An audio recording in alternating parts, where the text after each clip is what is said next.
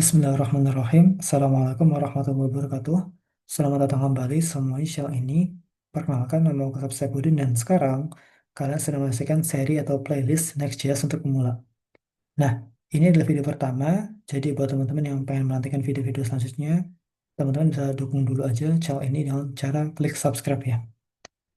Oke, kita kenalan dulu dengan Next.js. Jadi Next.js ini apa?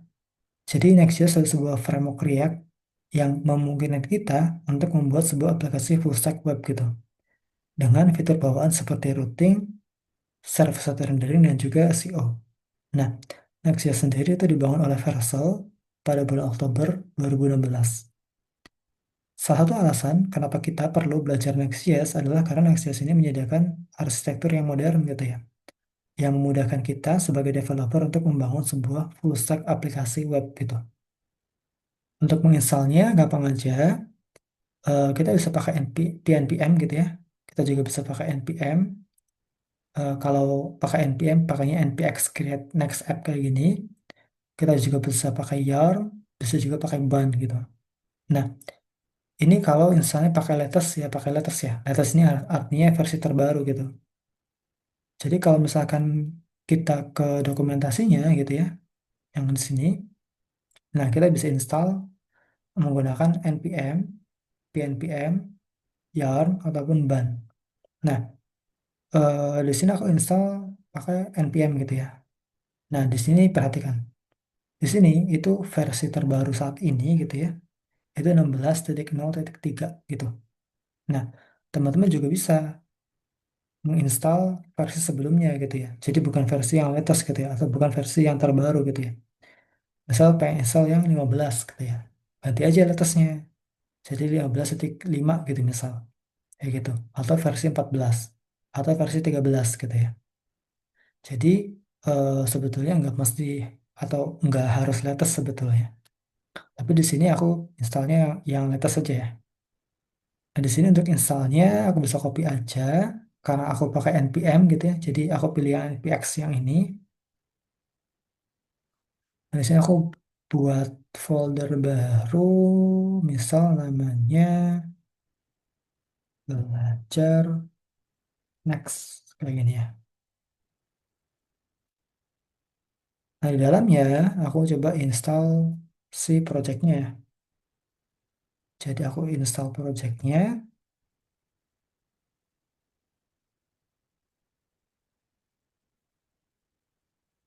Nah, di sini kasih nama aja, nama projectnya apa gitu. Misal nama projectnya gini, belajar next kayak gini. Nah, di sini ada pilihan gitu ya.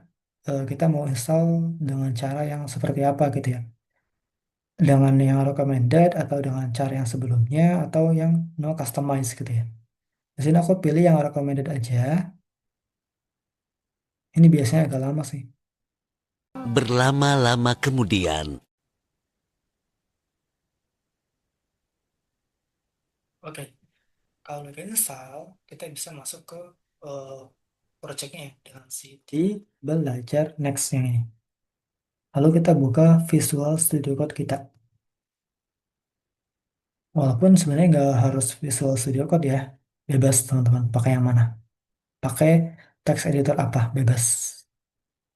Dan di sini, aku coba kecilin dulu. Nah, sini aku ingin jelasin ya, eh, struktur dasarnya gitu ya. Jadi, kalau nggak salah sih di versi sebelumnya gitu ya, aku udah lama nggak pakai Next.js, itu ada yang namanya folder src gitu ya. Yang mana folder src ini itu menampung si app-nya gitu ya. Tapi di sini src-nya nggak ada nih gitu. Tidak apa-apa. Nah, jadi app ini atau app ini gitu ya, ini sebuah folder khusus gitu ya, atau folder utama gitu ya, yang menampung folder-folder selanjutnya gitu ya, atau routing-routingannya gitu ya. Nah, di sini ada global CSS gitu ya, defaultnya gitu ya, ada global CSS, ada layout.tsx gitu ya, karena kita installnya pakai TypeScript, ada juga page gitu ya. Yang mana global CSS ini untuk menampung CSS-nya gitu ya. Di sini karena kita pakai Tailwind, di sini makanya import Tailwind. Layout ini digunakan untuk apa ya? Layout ini digunakan untuk menampung si page-nya gitu teman-teman. Jadi page ini gitu ya, itu berada di dalam lingkupnya layout kayak gitu. Yang mana di layout ini itu ada metadata dan juga bisa melakukan SEO gitu ya. Dan juga kalau misalkan teman-teman pengen membuat sebuah navbar ataupun sidebar gitu ya, biasanya diterapkan di layout, bukan di page gitu ya. Karena kalau page itu untuk khusus untuk kontennya gitu ya. Page itu khusus untuk kontennya, sedangkan layout ini yang membungkus si kontennya itu. Kayak gitu. Nah, lo ada Node Modules. Nah, ini sebetulnya aku nggak perlu jelasin gitu ya. Ini udah pasti eh, package-package yang keinstallnya di Node Modules. Ada public ini untuk file static gitu ya. Ada git ignore, ini udah ke-include juga. Ada konfigurasi gitu ya, konfigurasi next-nya. Dan ada package JSON. Nah, package JSON ini di sini untuk menjalankan development bisa pakai npm run dev, untuk menjalankan build bisa pakai npm run build, dan untuk menjalankan hasil buildnya gitu ya bisa pakai start, dan lean untuk menjalankan si slinnya seperti itu.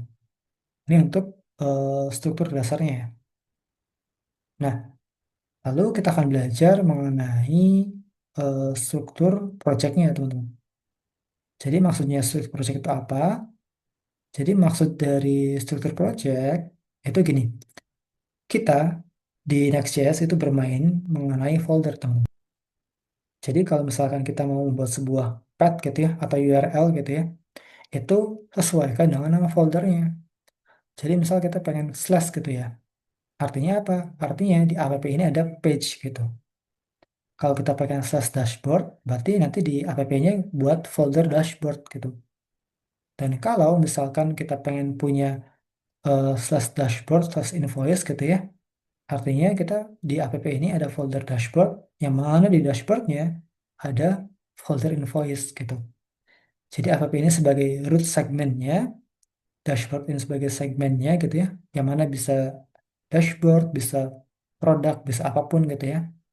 Lalu di dalamnya bisa ada folder lagi teman-teman. Dan bahkan nanti ada juga yang namanya dynamic root gitu ya. Jadi root yang dinamis gitu ya. Ya intinya folder, penamaan folder gitu ya di app ini menentukan sebuah penamaan routingnya gitu. Nanti kita akan praktek juga kok. Nah, jadi gini, intinya struktur folder itu menentukan root URL yang bisa diakses nantinya. Dan penamaan file juga berpengaruh. Jadi kalau page itu untuk menampilkan halaman, loading itu untuk menampilkan loadingnya gitu ya, untuk menampilkan halaman loadnya gitu. Dan error untuk menampilkan message errornya seperti itu. Mungkin kita praktek aja biar kegambar gitu ya. Jadi misal aku pengen jalanin dulu nih gitu, aku pengen jalanin dulu si projectnya gitu, misal npm run dev gitu ya. Jadi di development jalaninnya. Nah di sini aku bisa jalanin di localhost 3000 ya, ke localhost 3000.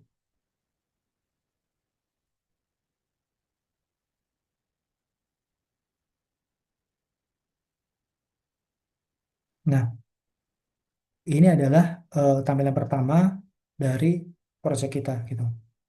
Misal di sini aku pengen edit dulu nih gitu, aku pengen edit gitu di page-nya yang di sini. Aku pengen edit di sini nama aku gitu misal. Jadi Asep Saifuddin nih, kayak gini. Nanti bakal keedit kayak gini. Tadi kan aku udah bilang gitu ya. Struktur folder gitu ya di app sini gitu ya. Itu akan menentukan nama routingannya gitu. Jadi kalau misalkan kita pengen membuat sebuah routingan slash dashboard gitu misal kayak gini, ini kan pasti nggak ada gitu ya. Karena kan kita belum buat gitu. Nah, cara buatnya gimana? Cara buatnya kita buat folder di sini. Nama foldernya sesuai dengan apa yang ingin kita routingkan gitu ya. Jadi misal kita pengen nama rootnya itu dashboard gitu ya. Artinya kita buat folder namanya dashboard kayak gini. Nah kalau kayak gini, kalau di refresh gimana? Jadi bakal sama aja ya, karena nggak ada page-nya gitu. Jadi kita perlu buat special file yang namanya page. Page ini untuk menampilkan si kontennya, konten atau halaman dari eh, tampilan websitenya gitu, atau tampilan konten si websitenya seperti itu. Nah, di sini kita pertama-tama gitu ya, kita perlu export default dulu. Jadi yang wajib yang pertama kali dilakukan adalah export default dulu. Jadi export default function gitu ya. Lalu nama filenya apa? Misal nama filenya itu page gitu ya, kayak gini. Nah, di sini aku bisa return aja, return misal di sini H1 deh. H1 ini dashboard kayak gini. Nah, sekarang karena gitu ya, di dashboard ini aku udah punya folder dashboardnya gitu ya, dan ada file page-nya gitu ya, sehingga kalau aku refresh gitu ya, dia bakal tampil nih di dashboard gitu, seperti itu. Lalu kalau misalkan aku pengen buat produk gimana? Misal aku pengen buat endpoint atau routingan produk gitu ya, seperti ini. Nah, artinya kita perlu buat juga folder namanya slash product atau folder namanya produk gitu ya, di app-nya. Jadi pokoknya folder yang berada di app itu akan menjadi penamaan routing, teman-teman. Jadi sekali lagi, folder, nama folder gitu ya, yang berada di folder app itu akan menjadi nama routingnya gitu. Nama routingnya atau nama URL path-nya, seperti itu. Jadi misal aku pengen punya produk nih, products, kayak gini ya. Lalu aku buat page-nya, page.tsx kayak gini.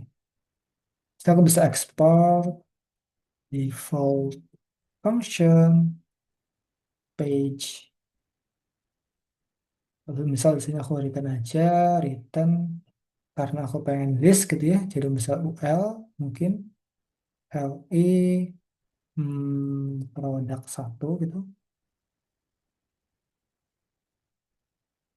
Lalu dua, tiga, empat kayak gini. Sehingga kalau aku refresh gitu ya, dia bakal tampil nih. Tuh. Lalu kalau misalkan aku ke dashboard lagi gitu ya.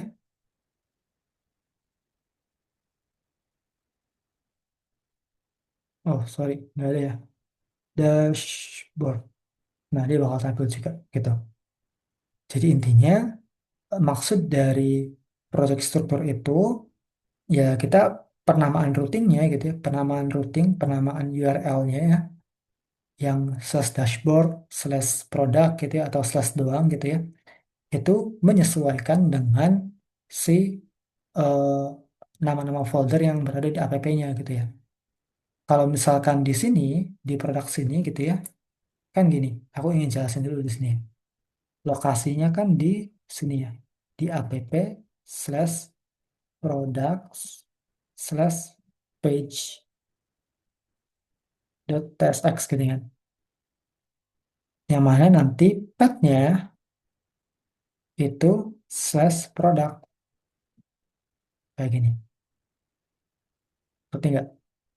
Jadi kalau misalkan di folder products gitu ya, ada folder products di app, dia bakal path-nya slash product gitu. Tapi kalau di dashboard gitu ya, di folder dashboard gitu ya, jadi app slash dashboard gitu, dia bakal slash dashboard path-nya kayak gitu. Jadi pokoknya penamaan folder yang ada di app ini menentukan penamaan routingnya gitu ya. Tapi page yang paling luar gitu ya, page yang berada di app gitu ya, itu akan menjadi root ya teman. Akan menjadi root segmennya atau akan menjadi apa ya, entry point yang paling pertama gitu ya. Jadi kan di sini lokasinya kan gini, lokasinya di app ya, lokasinya kan di app gitu. Maka path-nya itu slash atau localhost 3000 gitu ya saat ini gitu, karena kan belum di deploy ya gitu sih. Jadi sekali lagi, penamaan folder itu menentukan penamaan routingan kayak gitu. Di Next.js ini kita mainannya itu nama folder dan juga struktur folder ya, kayak gitu. Ini untuk project starter. Nah, di sini aku akan jelaskan juga mengenai layout dan juga page gitu ya. Jadi seperti yang udah aku mention sebelumnya gitu ya, kalau page itu dia adalah sebuah UI yang dirender dari spesifik root tertentu gitu ya. Jadi eh, page itu adalah sebuah halaman atau UI gitu ya, tampilan gitu ya, dari spesifik root tertentu. Misalkan kayak slash dashboard gitu ya, atau slashnya aja gitu ya, yang root yang kayak gini gitu ya. Ini kan dia tampilan dari page gitu ya. Nah, sedangkan kalau layout gitu ya, layout ini adalah dia share between multiple page gitu ya. Artinya apa? Artinya kita bisa membangun sebuah navbar ataupun sidebar di layoutnya gitu di sini. Misal gini, misalkan aku di sini belum punya, aku masih manual ya. Ke dashboard aku masih manual, ngetik manual gitu ya di URL. Dan kalau aku ke produk juga masih manual gitu ya di URL. Nah, misal aku pengen buat sebuah navbar gitu ya. Nah, misal kalau aku pengen buat sebuah navbar kan, jadi aku perlu buat navbarnya dulu ya. Nah, biar gampang gitu aku bisa pakai Daisy UI aja. Ada yang namanya Daisy UI. Jadi Daisy UI itu sebuah framework Tailwind gitu ya. Jadi ada template-templatenya gitu nanti yang bisa kita pakai gitu. Untuk installnya gampang. Kita ke how to use aja dulu. Di sini aku install dulu aja. Sini karena aku pakai npm gitu ya. Jadi aku copy aja yang dari sini. Lalu aku paste dari sini. Nah, lalu di sini aku terapkan si Daisy-nya ya. Si Daisy pluginnya gitu ya. Gimana terapinya?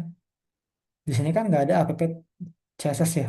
Tidak ada app CSS gitu di sini. Adanya global CSS. Ya kita terapkan aja di global CSS di sini. Kayak gini. Sini aku jalanin lagi npm run dev gitu ya. Kayak gini.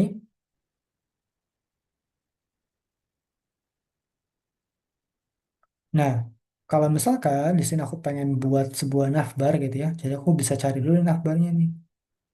Bisa cari navbarnya, navbar gitu misal.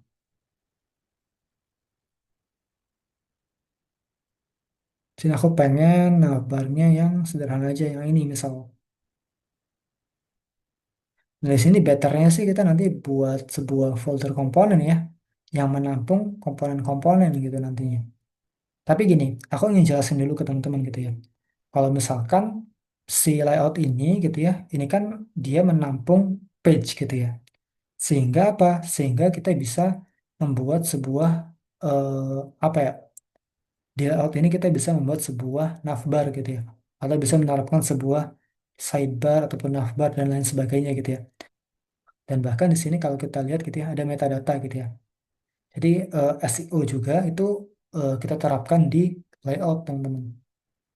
Nah, jadi misal di sini aku buat folder yang namanya komponen. Atau gini deh, sebelum aku buat folder komponen, aku terapkan dulu di sini. Nah, misal kayak gini aja. Nah, nanti ini bakal tampil nih, tuh, DCI-nya. Ini tampil baik itu di produk gitu ya, ataupun di home, ataupun di dashboard, si UI-nya, si apa namanya, sorry, si navbarnya dia bakal tetap tampil gitu ya. Kenapa? Karena kita terapkan navbarnya itu di layout gitu. Yang mana layout ini menampung si page-nya gitu ya. Jadi seluruh page gitu ya, baik itu yang di dashboard, di produk ataupun yang di routing gitu ya, yang di root gitu ya, yang di utama gitu ya, itu ketampung di layout di sini. Kayak gitu. Makanya meskipun gitu ya, kita berbeda-beda halaman gitu ya, dan berbeda-beda folder gitu ya, page-nya itu tetap tampil si navbarnya gitu teman. Nah, sebelum aku buat komponennya, komponen terpisahnya gitu ya. Sini aku coba buat dulu beberapa. ini ya, anchornya ya. Jadi misal di sini aku punya href untuk slash gitu ya, atau untuk root gitu ya. Aku juga punya href juga untuk produk gitu misal produk. Lalu aku juga punya href juga untuk dashboard ya, dashboard kayak gini. Sini aku ganti aja jadi home, lalu sini aku ganti jadi produk, lalu sini aku ganti dengan dashboard kayak gini. Sehingga di sini gitu ya, kalau misalkan aku klik gitu ke dashboard, dia bakal pindah ke dashboard. Kalau aku ke produk, dia bakal pindah ke produk. Kalau aku ke home, dia bakal pindah ke home gitu ya. Nah, ini udah normal nih teman. Nah, tapi kalau misalkan kita lihat gitu ya, kita teliti lagi gitu ya. Ketika kita ke produk, dia bakal nge-refresh teman-teman. Ke dashboard, dia juga bakal nge-refresh ya. Kenapa nge-refresh seperti ini? Karena eh, default dari Anchor itu dia nge-refresh page ya teman-teman. Lalu cara ngatasinnya gimana? Nah, kita nggak pakai Anchor. Ada yang namanya link, teman-teman. Ada yang namanya link kayak gini. Link dari next link kayak gini. Ini berguna supaya nanti si apa namanya? Si navbarnya itu tidak merefresh. Kalau sebelumnya kan kita ke dashboard dia merefresh, ke produk dia merefresh gitu ya, ke home juga dia merefresh gitu ya. Nah, supaya tidak merefresh kita bisa manfaatkan link. Jadi di sini aku bisa ganti nih jadi link kayak gini dari next link ya. Yang ini. Ini aku juga ganti juga jadi link. Ini aku ganti juga jadi link.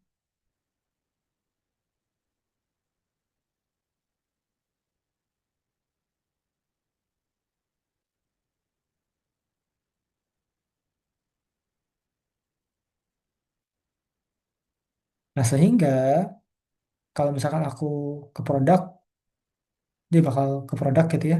Ke dashboard, dia bakal ke dashboard tanpa merefresh gitu ya. Home, produk, dashboard. Tuh, dia tidak merefresh ya. Seperti itu.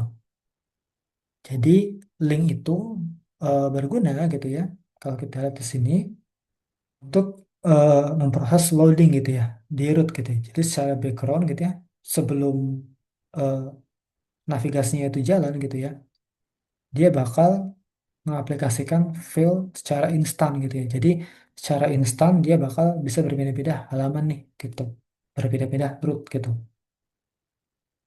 Nah, lalu selanjutnya kita akan coba untuk belajar gitu ya, menerapkan fetching data gitu ya di eh, Next.js gitu. Walaupun di video pertama ini kita belum membangun sebuah backend-nya. Jadi kita nggak bangun sebuah backend-nya dulu nih teman-teman. Nah, nanti di sini kita datanya dari mana ngambilnya, patchingnya dari mana. Kita cari aja di Google gitu ya. Cari aja eh, misal apa ya, dummy produk JSON gitu ya. Kayak gini aja. Cari nih gitu ya.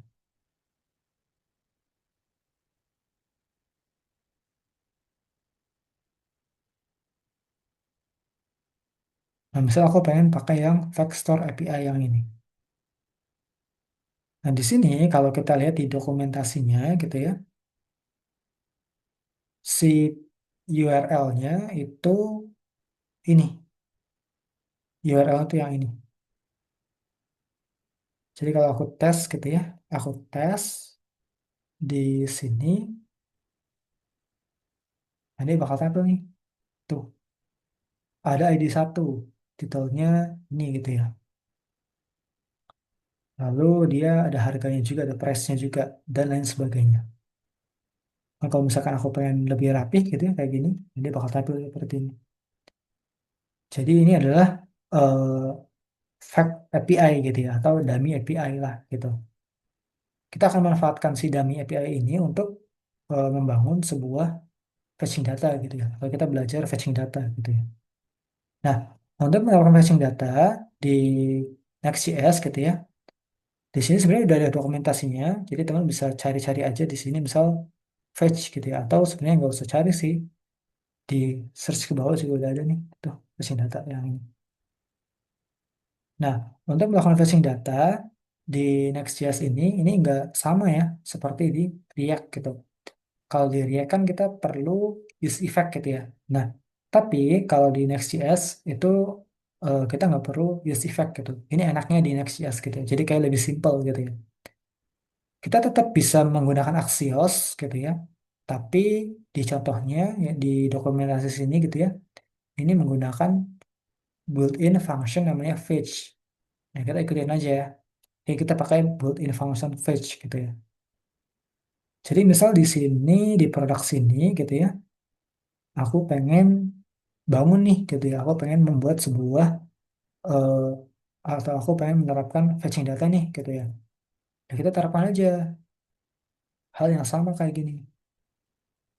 Tapi sekali lagi, kalau kita menerapkan fetching data gitu ya, atau kita berhubungan dengan database gitu ya, kita perlu membuat function ini menjadi asinkronus seperti ini. Nah, kita ganti aja nih URL yang ini dengan URL yang tadi ya, yang dari sini, yang ini. Kita ganti seperti ini.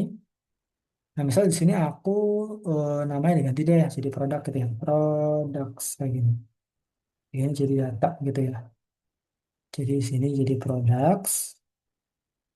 Misal aku di sini konsol dulu ya, console.log data kayak gini. Sehingga kalau misalkan aku ke dashboard dulu ya, coba lihat di sini. Aku ke produk gitu ya. Nah, dia bakal tampil nih produknya di konsol ya. Walaupun di sini juga ada sih. Di inspection juga muncul harusnya.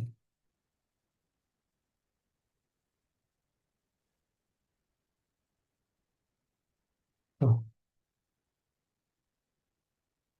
kayak gitu ya. Jadi ini udah berhasil nih gitu untuk nge-fetch-nya gitu. Lalu sekarang pertanyaannya gimana caranya kita biar menampilkan hasil fetching tadi gitu ya ke return sini gitu ya atau ke UI-nya gitu. Nah, sebetulnya kita bisa terapkan aja gitu. Misal di sini aku pengen terapkan card gitu ya. Jadi aku pengen menerapkan card nih gitu. Jadi ada namanya card, cari aja card di DS UI gitu ya. Cari yang simpel-simpel aja. Misal pakai yang ini deh. Aku copy. Nah, di sini aku bisa terapkan langsung di sini ya sebetulnya kayak gini gitu ya. Tapi kayaknya lebih better kita nanti terapkan di komponen gitu ya. Tadi di sini aku lupa juga nih di sini aku belum menerapkan ke komponen gitu ya. Di sini biar lebih rapi aku coba buat folder namanya komponen di luar app gitu ya. Jadi di sini beneran di luar gitu ya. Di luar banget nih. Aku buat folder namanya komponen, komponen kayak gini. Pertama-tama aku pengen terapkan navbarnya dulu ya. Navbar .sx-nya dulu. Di sini aku bisa ekspor default function navbar kayak gini. Sini dia bakal return si ini ya, yang ini nih. Aku bisa pindahkan aja di sini. Sehingga oh di sini aku perlu panggil dulu, perlu import dulu si linknya. Nah sehingga di layout sini aku panggil si komponen navbarnya kayak gini, seperti ini. nanti tetap sama ya. Dia nggak bakal berubah juga kok. Udah kita terapkan soalnya. Tuh, ke dashboard, ke produk, ke home gitu ya, dia bakal tetap sama. Kayak gini. Nah, misal di sini di produk sini, aku pengen terapkan card gitu ya. Tapi biar lebih rapi gitu ya, cardnya nanti aku terapkan di komponen aja di sini. Jadi misal aku buat komponen baru nih, namanya card gitu ya. Begini. Jadi di sini aku bisa export default function, namanya mungkin card gitu ya. Bebas namanya, yang penting merepresentasikan aja. Kayak gitu. Nah di sini aku copy yang ini, aku coba return gitu ya, seperti ini. Nah, kalau aku coba terapkan si card-nya kan kayak gini gitu ya, si card-nya dari komponen gitu ya, dia kan bakal tampilnya cuma satu ya, itu si card-nya doang gitu ya.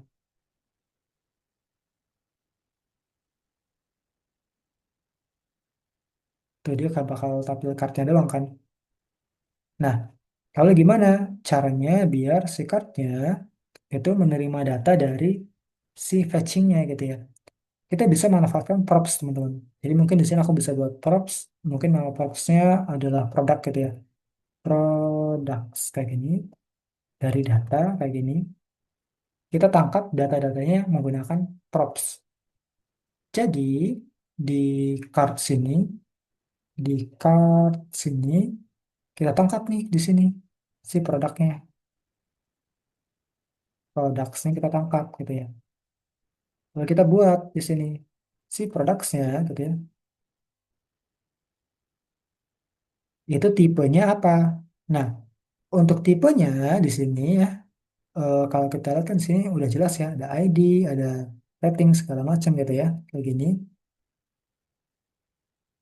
Aku bisa copy dulu aja di sini eh, cara lama ya.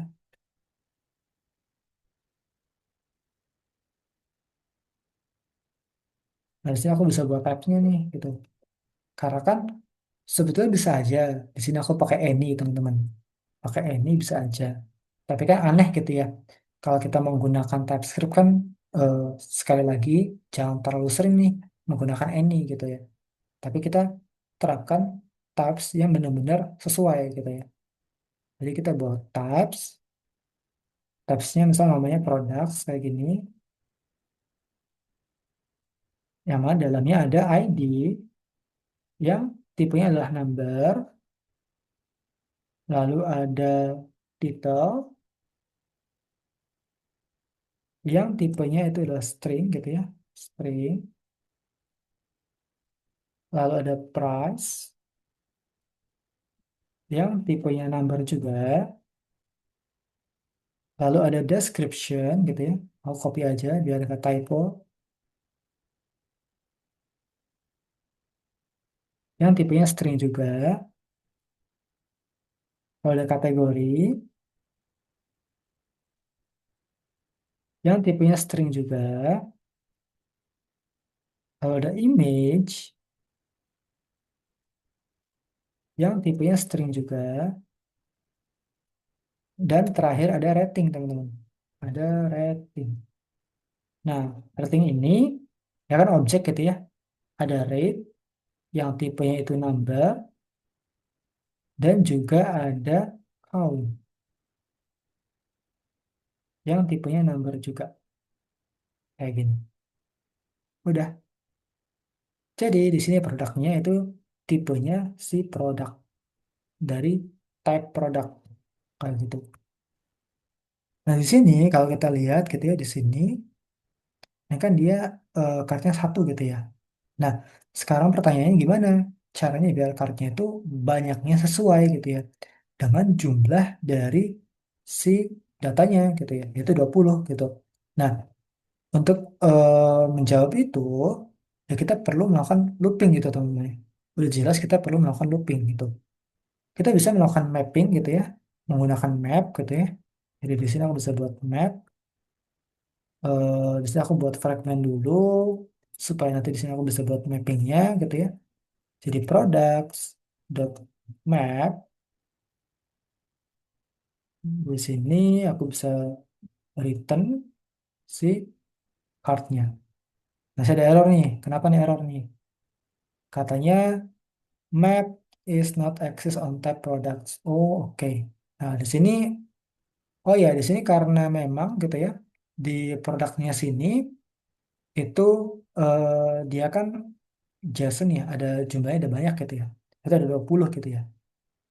Jadi di sini jangan lupa kita terapkan atau kita kasih bracket kayak gini. Supaya apa? Supaya nanti dia berhasil di mapping gitu ya. Karena kalau misalkan nggak ada bracketnya, dia bakal ngira si produknya cuma satu gitu ya. Jadi kita perlu kasih bracket kayak gini, seperti itu.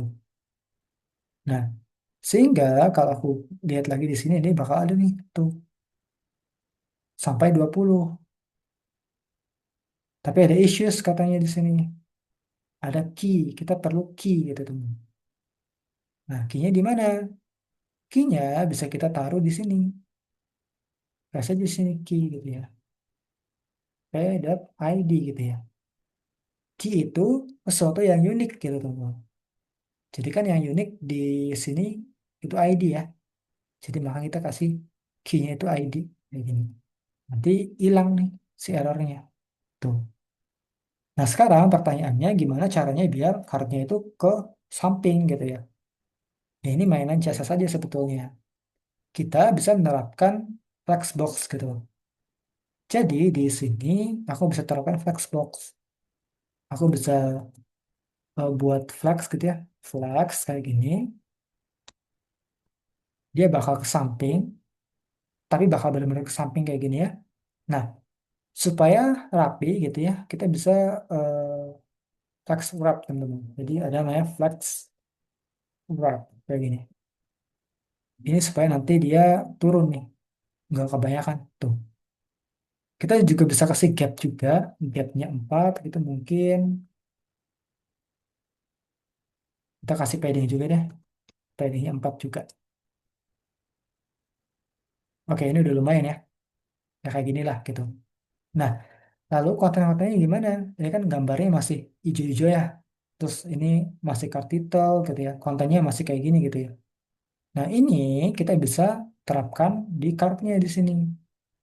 Jadi di card sini gitu ya, ini kan udah keambil ya datanya dari si page ini kan udah keambil datanya di props gitu ya, props produk gitu ya.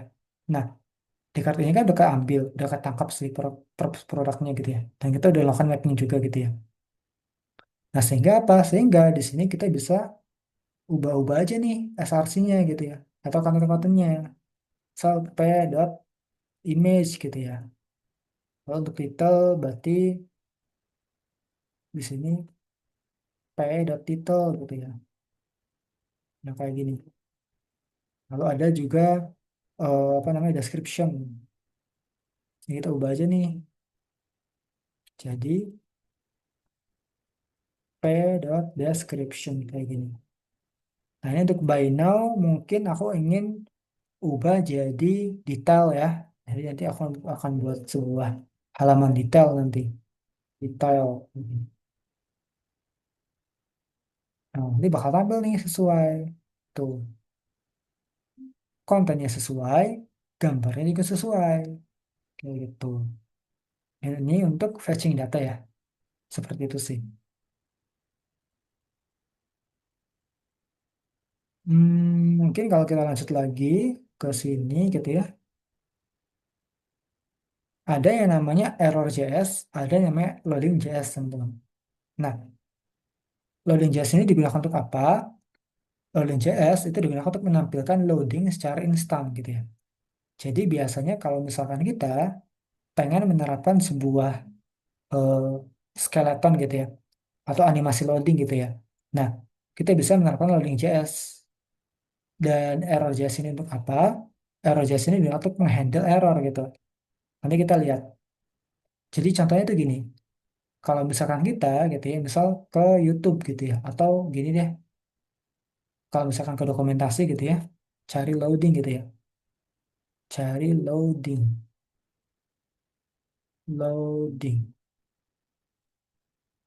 Nah, jadi loading ini gitu ya, itu dia ada special file gitu ya, namanya loading.js gitu ya. Tapi sekali lagi, karena kita menggunakan TypeScript, jadi pakai TS gitu ya, bukan pakai JS gitu ya. Jadi loading.js ini dia membantu kamu untuk membuat sebuah loading UI yang meaningful gitu ya. Jadi contohnya itu kayak skeleton gitu ya, skeleton card gitu misal. Atau gini deh, misal aku coba buat atau aku buka YouTube gitu ya, misal YouTube kayak gini. Nah, sekilas nanti bakal muncul skeleton tuh. Tadi ya, ada skeletonnya gitu ya. Aku refresh lagi gitu ya.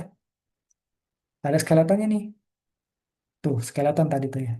Nah, skeleton tadi itu kita bisa buat gitu ya dengan menggunakan loading.js teman-teman. Jadi nanti si CSS-nya atau si tampilannya gitu ya, kita terapkan di loading.js kayak gitu. Atau kalau sesimpel teman-teman pengen buat loading yang berputar gitu ya. Atau loading yang sekiranya ya ada keterangan sedang loading. Nah, kayak gitu juga diterapkan di loading.js teman-teman. Jadi intinya loading.js ini untuk menerapkan animasi loading yang meaningful gitu ya. Atau UI loading yang meaningful gitu. Biar apa? Biar nanti kalau misalkan kita ke sini gitu ya. Misal kita kan ke sini gitu ya. Ke dashboard. Lalu ke produk. Nah ini kan dia bakal lama ya. Dia bakal rendering dulu gitu ya. Dia butuh rendering nih. Tuh, butuh rendering gitu ya. Nah, gimana kabarnya kalau misalkan datanya banyak banget gitu ya, sehingga renderingnya bakal lama gitu ya. Nah, kan pasti kan user yang lihat tuh pasti kok ini nggak kebuka-buka gitu ya. Nah, kalau misalkan ada loading JS itu kan udah pasti udah jelas gitu ya. Oh, ini sedang loading nih gitu. Nah, jadi intinya loading JS ini menampilkan UI loading gitu ya, supaya user itu ngerti kalau ini sedang ngeload gitu ya. Nah, lalu pertanyaannya di belakang layar gimana? Nah, di belakang layar gitu ya, ketika page-nya belum siap, maka loading JS yang tampil. Tapi ketika page-nya udah siap, loading JS-nya hilang gitu ya, ke belakang gitu ya, dan page-nya yang tampil gitu. Jadi loading JS ini hanya tampil gitu ya, sekilas gitu ya. Loading JS ini hanya tampil sekilas kalau produknya atau kalau page-nya gitu ya, belum siap gitu. Belum siap untuk tampil. Tapi kalau page-nya udah siap untuk tampil, baru loading JS-nya hilang gitu ya. Seperti itu sebenarnya. Nah, ini biasanya diterapkan kalau kita menerapkan fetching data gitu ya. Nah, di sini karena kita menerapkan fetching data, sekalian aja kita terapkan juga si loadingnya gitu ya. Cara terapinya gimana? Ya berarti kita di sini buat sebuah file baru ya, namanya loading. Namanya wajib loading gitu tuh. Loading.tsx gitu ya. Karena sekali lagi kita menggunakan TypeScript. Di sini cara buatnya gimana? Gampang aja sebetulnya. Jadi bisa export default function loading gitu ya kayak gini misal saya bisa return. Nah, returnnya di sini bisa misal gini deh, ini sedang loading gitu ya misal ini sedang loading. Nah, misal di sini aku oh ini ada error nih katanya loading gitu ya, aku coba refresh ya harusnya nggak hilang tuh, ada ini sedang loading ya. Kalau kita ke home, kita ke produk, tuh ada nih ini sedang loading gitu ya, tapi sekilas doang gitu ya, cuma sekilas doang gitu. Karena sekali lagi, loading itu hanya tampil ketika page-nya belum siap. Tapi kalau page-nya udah siap, dia bakal tampil nih, gitu. Dia bakal hilang gitu, loadingnya bakal hilang dan page-nya yang tampil, gitu. Jadi loading ini hanya tampil sekilas aja gitu ya. Kalau filenya belum siap, dia bakal tampil loading. Tapi kalau filenya udah siap, dia bakal hilang loading, kayak gitu. Misal di sini aku pengen terapkan skeleton gitu ya. Jadi aku cari di sini skeleton, skeleton gitu ya. Nah, di sini cari aja yang sesuai gitu. Misal yang ini deh, yang ini boleh deh, yang ini boleh.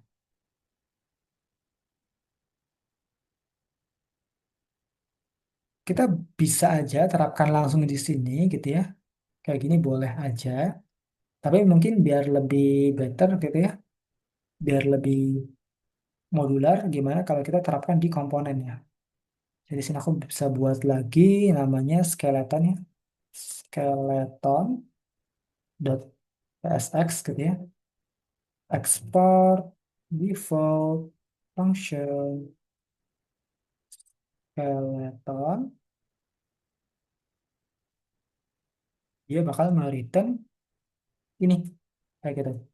Nah, di loading ini ini kita bakal import nih skeletonnya dari komponen ya kayak gini.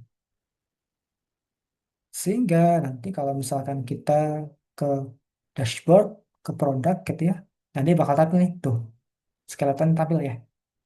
Tapi kan cuma satu gitu ya. Misal kita pengen punya empat gitu ya, kayak gini gitu ya. Nah kalau pengen punya empat, kita harus dijadikan satu gitu ya. Entah itu menggunakan fragmen atau menggunakan div gitu ya. Kalau kita menggunakan fragment gitu ya, kalau kita menggunakan fragment kayak gini, nanti dia bakal ke bawah, tuh ke bawah. Caranya gimana biar ke samping? Sama kayak tadi ya, kita perlu menerapkan flexbox gitu teman. Jadi di sini aku bisa terapkan flexbox. Aku coba buat div baru deh kayak gini. Flex, di sini pakai flex wrap gitu ya. Harusnya sih nggak perlu flex wrap sih, soalnya kan cuma dikit banget gitu ya, si skeletonnya gitu.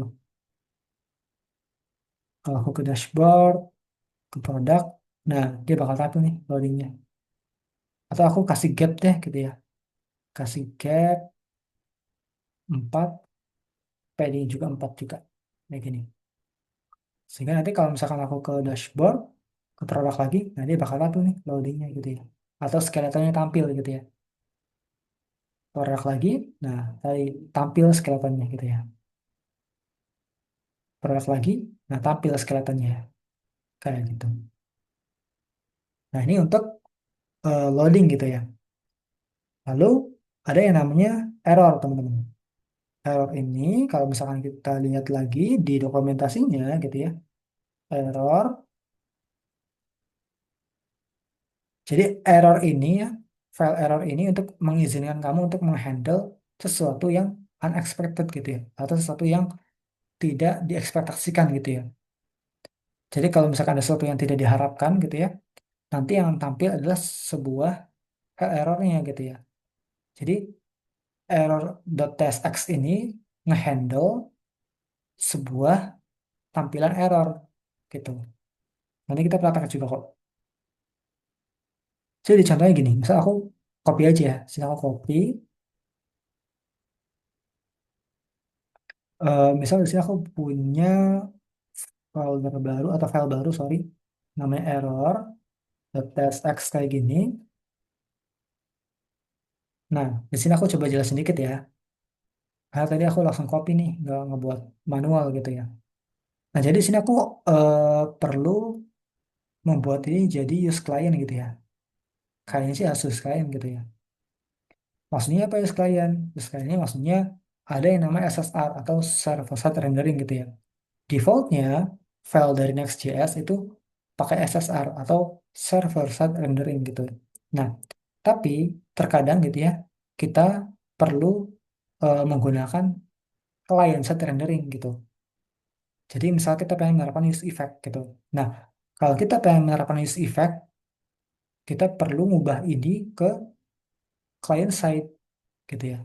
Dengan menerapkan use client gitu ya. Jadi use client ini maksudnya dari mengubah gitu ya, dari yang sebelumnya SSR gitu ya. Ini kalau misalkan aku hapus kayak gini, mengubah sebelumnya SSR ke CSR gitu ya. SSR itu server side rendering, itu server side rendering, dan CSR itu client side rendering kayak gini. Jadi ngerendernya itu di server dan juga di klien gitu ya. Maksudnya seperti itu. Nanti kita bakal bahas di video selanjutnya lah, seperti itu. Intinya kalau kita pengen menerapkan sesuatu yang kayak use effect gitu ya, kita perlu ngubah ke use client dulu, seperti itu. Nah, di error TSX ini ya, di sini ceritanya kita perlu menangkap props gitu teman.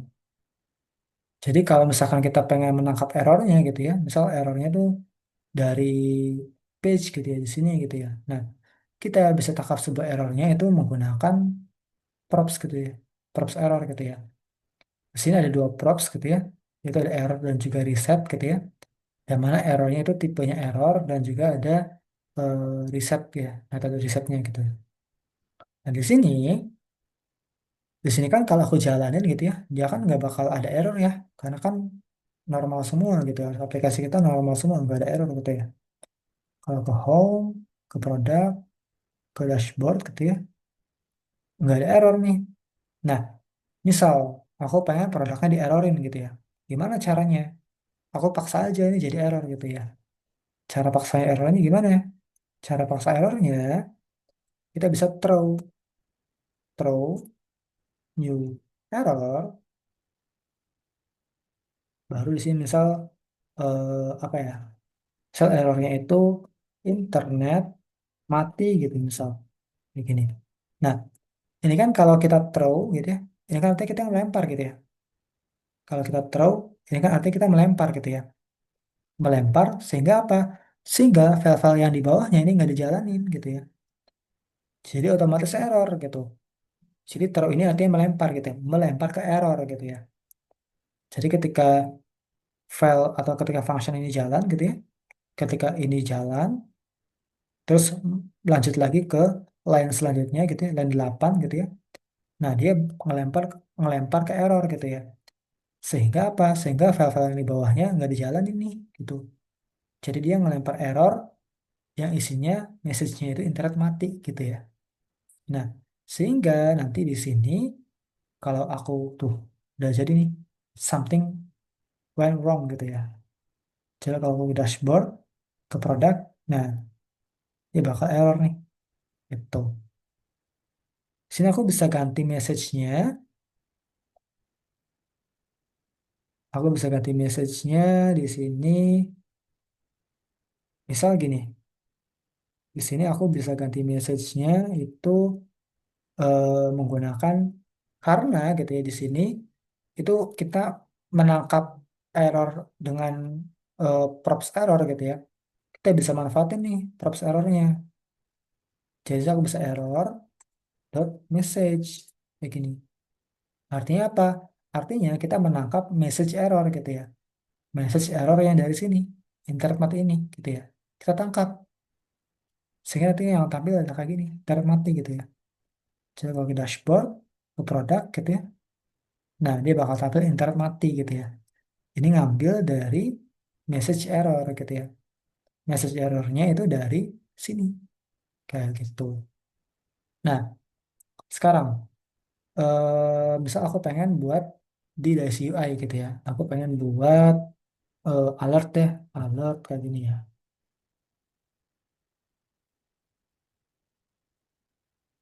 Nah, misal kayak gini, aku pengen ngubah si kontennya itu menjadi lebih apa ya, lebih fancy lah gitu bahasanya.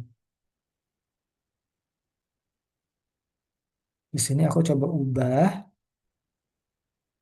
pesannya ya, yang kayak gini, jadi message error, error dot message kayak gini.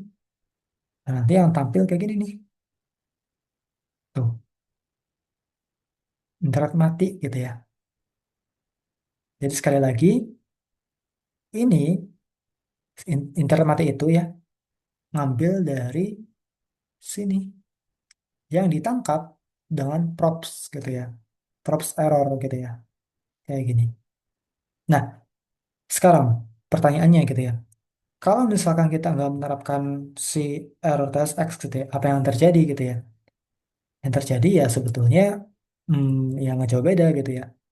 Yang terjadi itu ya kita nggak menampilkan errornya gitu ya.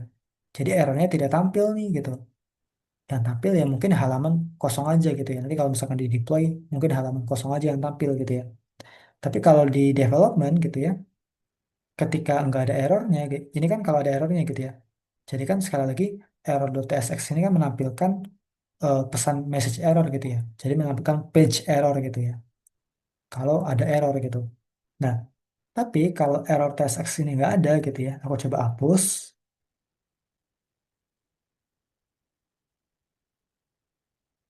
Nah, dia bakal kayak gini nih.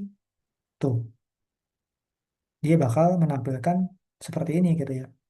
Nah, ini kalau misalkan di deploy bahaya gitu ya. Bukan bahaya sih, malah aneh gitu, ya, ambigu gitu ya. Ini error kenapa nih aplikasi nggak jalan nih gitu.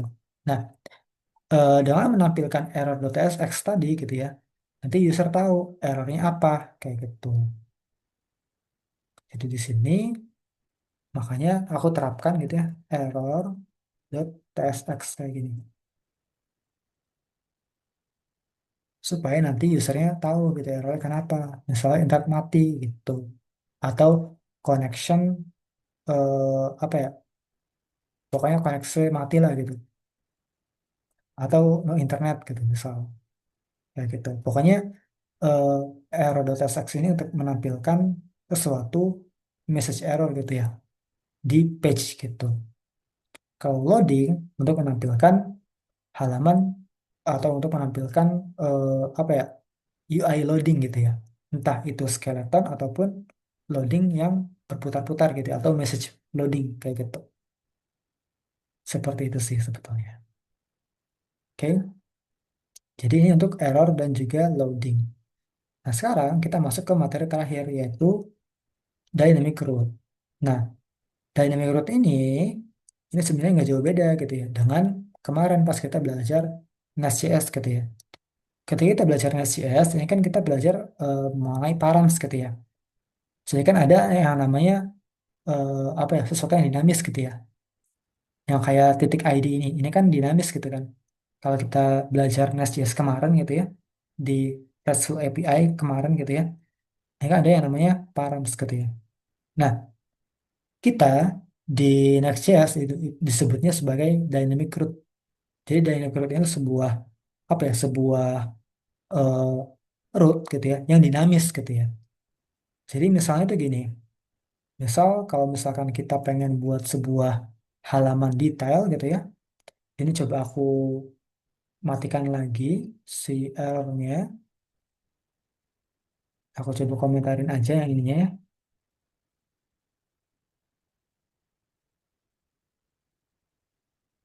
Nah, misal di sini, ini kenapa masih ada issues? Udah nggak ada ya? Udah nggak ada harusnya. Nah, misal di sini detailnya aku pengen jalan ini gitu. Nah, kalau pengen ngejalanin detail gitu ya, ini kan kita perlu sesuatu yang dinamis gitu ya. Yang dinamis apa? Yang dinamis adalah ID gitu ya di sini ya. Di sini kan kalau misalkan aku coba slash satu gitu ya, nah dia bakal tampil nih satu ID doang kayak gitu. Atau satu produk doang kayak gitu. Atau gini deh, misal aku buka apa ya, buka Medium gitu ya. Nah, misal ini gitu ya, regex gitu yang ini. Nah, di sini ada sesuatu yang dinamis, yaitu si slug ini.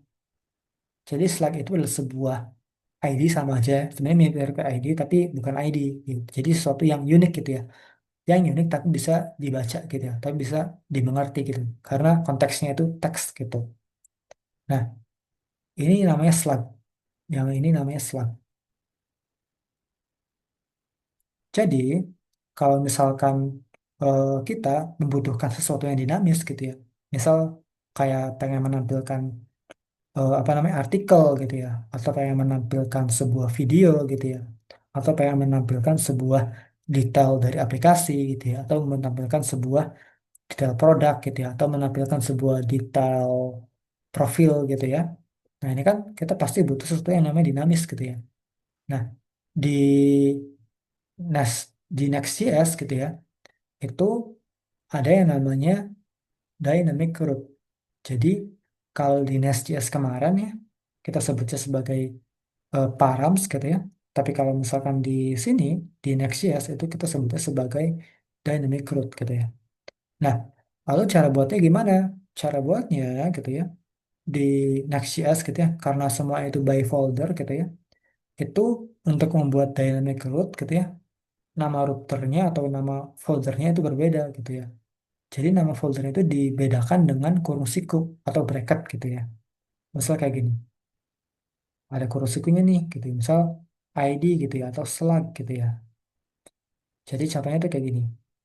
Misal di sini aku eh, cross gitu ya. Coba aku buka lagi ke Visual Studio Code-nya,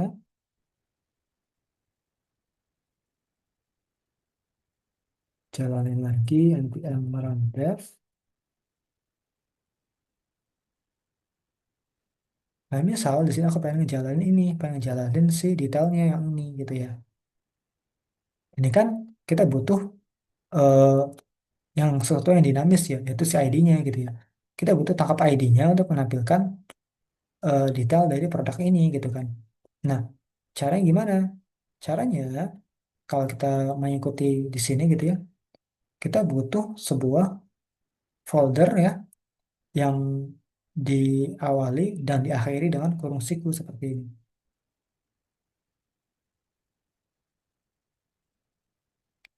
Jadi di sini aku bisa buat nih, buatnya di mana? Di produk sini gitu ya. Karena kita pengen buat detail produk gitu ya. Jadi kita tentu saja buat sesuatu yang dinamisnya itu di produk juga gitu ya. Jadi nama foldernya itu ID gitu misal kayak gini gitu ya. Nah, di sini kita buat file baru batch juga gitu ya. .tsx kayak gini. Isinya apa? Isinya sama aja. Jadi isinya sama aja ya. Export default function misal page gitu ya. Nge-return. Nah, di sini biar beda gitu ya. Aku cari card yang berbeda deh gitu. Di sini cari card yang berbeda.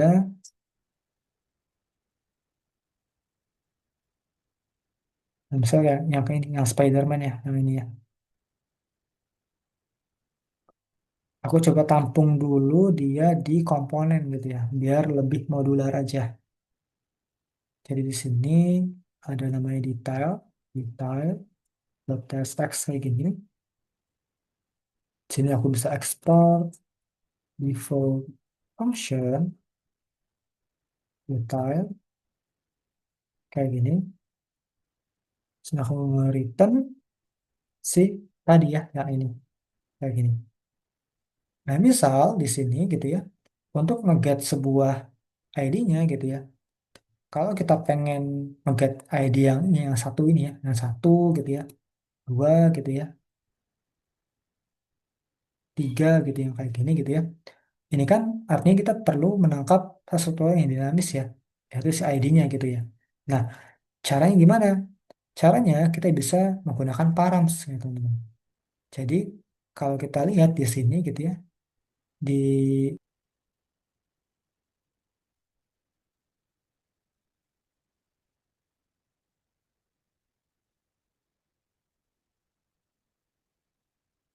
nah di sini kita perlu namanya params untuk menangkap si eh, sesuatu yang dinamisnya gitu ya, misal ID gitu ya. Nah, sini aku copy aja nih, kayak gini. Nah, di sini, misal gini deh. Sebelumnya aku copy dulu aja yang dari sini ya, dari JSON sini gitu ya. Karena kan sama aja ya, sama-sama URL-nya sama gitu. Cuman bedanya nanti ada ID-nya gitu ya. Jadi di sini, aku coba copy lagi dari sini untuk params-nya gitu ya. Nah, di sini kita bukan pakai slug, tapi pakai ID gitu ya. Karena kan di sini nggak ada slug gitu ya, tapi adanya ID gitu di sini. Adanya ID nih. Makanya kita pakainya ID di sini. Nah, di sini kita bisa tangkap juga nih si slugnya gitu ya, atau si ID-nya gitu ya, yang di sini. Kita tangkap gitu ya dari params. kita distract gitu, sorry. Kita distract si ID-nya gitu. Kita distract ID-nya dari params. Jadi di sini aku pakai asing yang kayak gini. Sehingga nanti di sini aku bisa nih plus atau aku kasih slash dulu ya, slash gitu ya, ID kayak gini, seperti ini. Nah nanti di sini returnnya gitu ya, itu ngambil dari mana? Ngambil dari detail ya, detail yang ini dari komponen tadi yang kayak gini. Nah tapi kalau kayak gini eh, yang terjadi gitu ya, kalau kita produk slash 3 gitu ya, yang tampil itu ya dia kayak gini doang nih, si Spider-Man semua gitu ya. Mau 3, mau 2, mau 1 gitu ya. Ini tampilnya Spider-Man gitu ya. Nah, lalu caranya gimana? Supaya nanti tampilnya sesuai kontennya gitu ya. Sama kayak sebelumnya gitu ya. Kita bisa memanfaatkan sebuah props gitu ya. Jadi misalnya di sini produk gitu ya. Produk kayak gini. Dia ngambil dari data gitu ya. Seperti ini. Sehingga di sini di detail sini sama aja. Tangkap juga paramsnya gitu ya. Si tadi apa namanya? Produk ya. Produk dan dari produk. Nah, ini di sini kalau kita lihat ya, di sini itu kan ada tabsnya di sini ya. Kita udah buat tabs nih gitu ya. Tapi tabsnya itu nggak dinamisnya. Maksudnya nggak modular gitu ya. Kita kan eh, masa kita perlu copy lagi dan kita perlu samain lagi di sini gitu ya. Masa kita perlu dua kali sih gitu ya, kayak gini. Masa kita perlu kayak gini gitu kan? Yang tipenya adalah produk gitu ya. Masa kita kayak gini gitu ya. Nah, kita bisa membuat si tabs ini itu lebih modular teman-teman. Caranya gimana? Caranya kita bisa eh, cut aja gitu ya. Kita buat file baru gitu ya. Literally di luar app ya. Jadi di luar app sini nih. Kita buat file baru namanya tabs kayak gini. Artinya apa? Artinya tipe-tipe gitu ya maksudnya. .ts gitu misal. Nah, di sini tipenya jangan lupa diekspor, diekspor kayak gini. Supaya apa? Supaya nanti di sini bisa diimport produk dari produk dari tabs ini.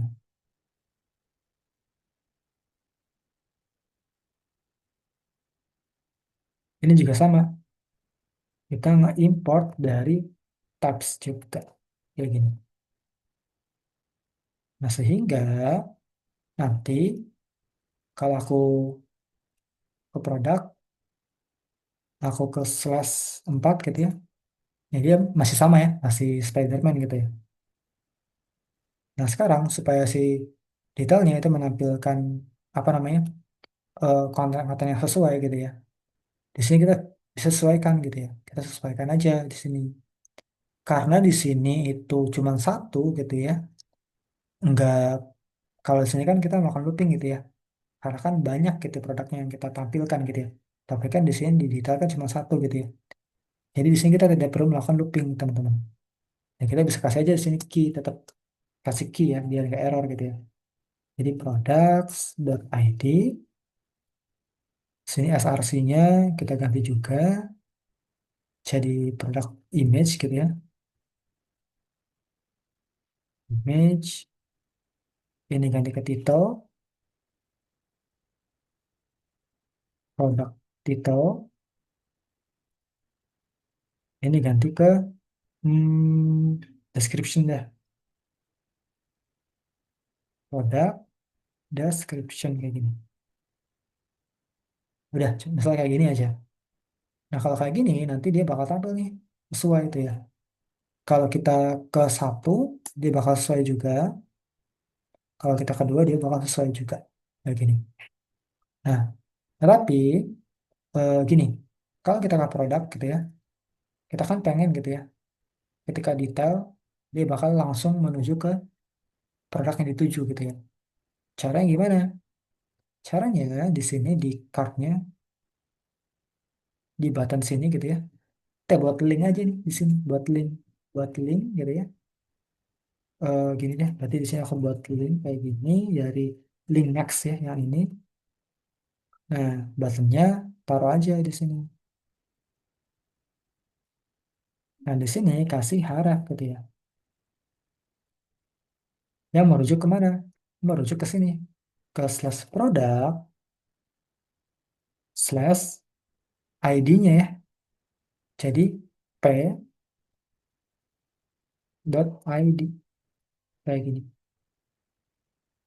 Jadi kalau misalnya aku ke detail nih, misal aku pengen nampilin eh, gelang yang ini deh, ya, aku pengen tampil yang ini. Nanti bakal tapi nih, tuh, aku ke produk lagi, aku pengen buka yang tas gitu ya, yang pertama gitu ya.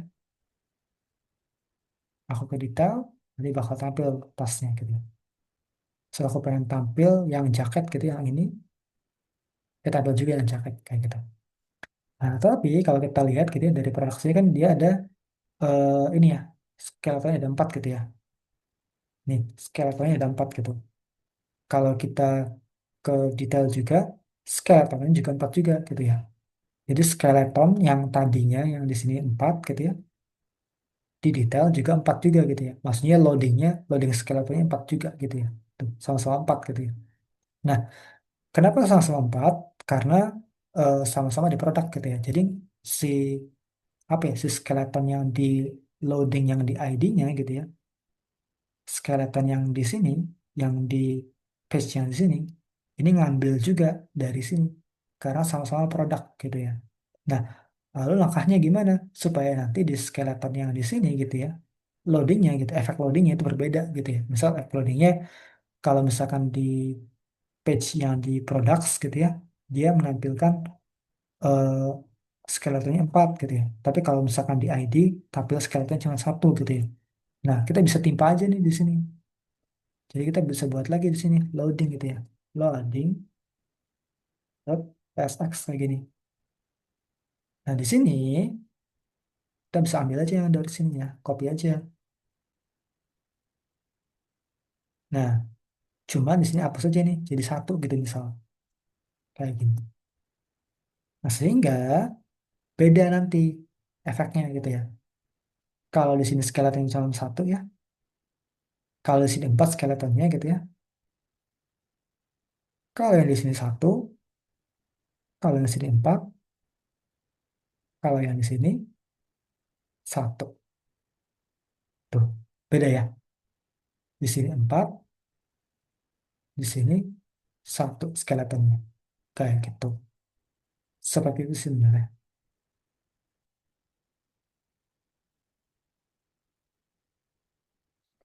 Oke, mungkin itu aja teman-teman yang bisa aku share gitu ya.